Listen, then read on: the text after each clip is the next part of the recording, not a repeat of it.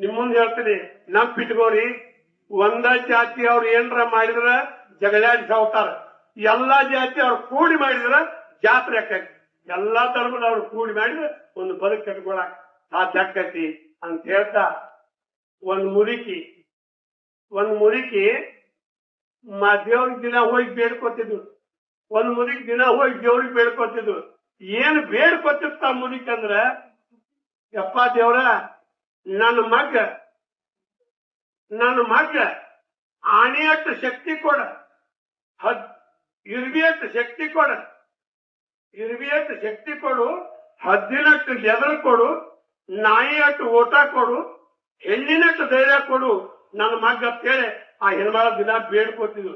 ಮಗ ಹಿಂದ್ ಹೋಗಿ ನಮ್ಮವ್ ಏನ್ ದಿನ ಬೇಡ್ಕೊತಾರ ಅಂತೇಳಿ ದೇವ್ರಿಗೆ ಕೇಳಿದ್ದ. ಆ ದೇವ್ರಿಗೆ ಬೇಡ್ಕೊಂಡು ಹಿಂದಗ ಕಂಬಕ್ ಮರಿಯಾಗಿ ನಿಂತು ಕೇಳಿದ್ದ, ಇರುವಿಯಟ್ಟು ಶಕ್ತಿ ಕೊಡು, ಹದ್ದಿನಟ್ಟು ನೆದ್ರ ಕೊಡು, ನಾಯಿಯಟ್ಟು ಓಟ ಕೊಡು, ಹೆಣ್ಣಿನಟ್ಟು ಧೈರ್ಯ ಕೊಡು ಅಂತ ಹೇಳಿ ಬೇಡ್ಕೊಂಡಿದ್ವು. ಹೆಣ್ಣಿನಟ್ಟು ಧೈರ್ಯ ಕೊಡೋದು ಬೇಡ್ಕೊಂಡಾಗ ಇದೇನು ದೊಡ್ಡದಂದ, ಹದ್ದಿನ ನೋಡ್ಕೋ, ಇರುವಿನ ಹಾದ್ಯಾಗ ನೋಡ್ಕೋತ ಹೊಂಟಿದ್ದ.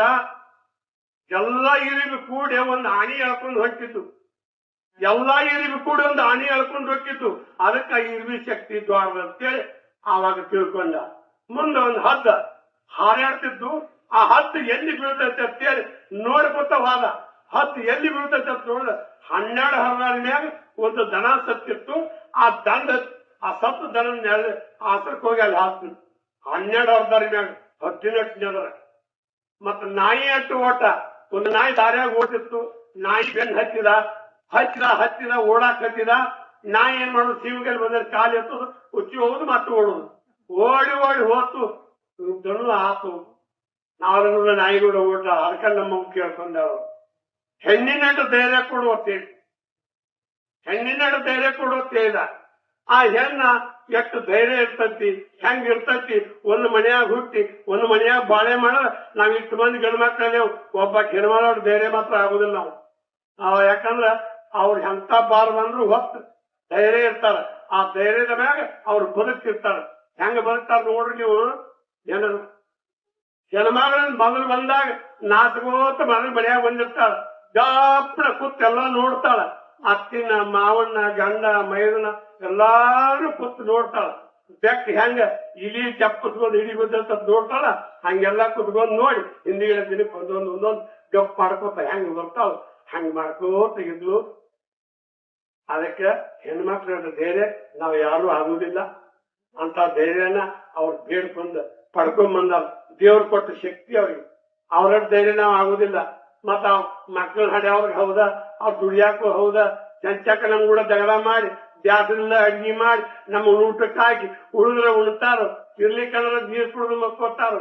ಅವ್ರ ಧರ್ಮನೇ ಬೇರೆ. ಅದಕ್ಕೆ ಅವ್ರ ಶಕ್ತಿ ನಮಗ್ ಬರುದಿಲ್ಲ ಅಂತ ಹೇಳ್ತಾ, ಇವತ್ತ ನಾನು ಲಗುಣ ಬಿಡ್ರಿ ಅಂತ ಗುರುಗಳಿಗೆ ಹೇಳಿದ್ವಿ.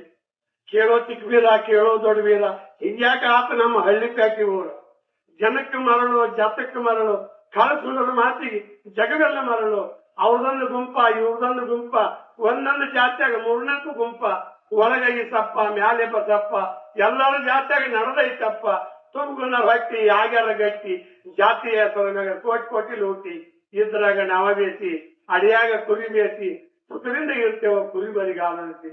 ಕೇಳೋ ಚಿಕ್ಕ ಬೇಡ, ಕೇಳೋ ದೊಡ್ಡ ಬೇಡ ಅಂತ ಹೇಳ್ತಾ, ಇವತ್ತ ಎಲ್ಲರೂ ಒಂದೊಂದು ಧರ್ಮದಾಗ, ಎಲ್ಲಾ ಧರ್ಮದವರು ಒಂದೊಂದು ಧರ್ಮದಾಗ ತಮ್ಮ ಹೆಸರು ಮಾಡಿ ಹೋಗ್ಯಾರ.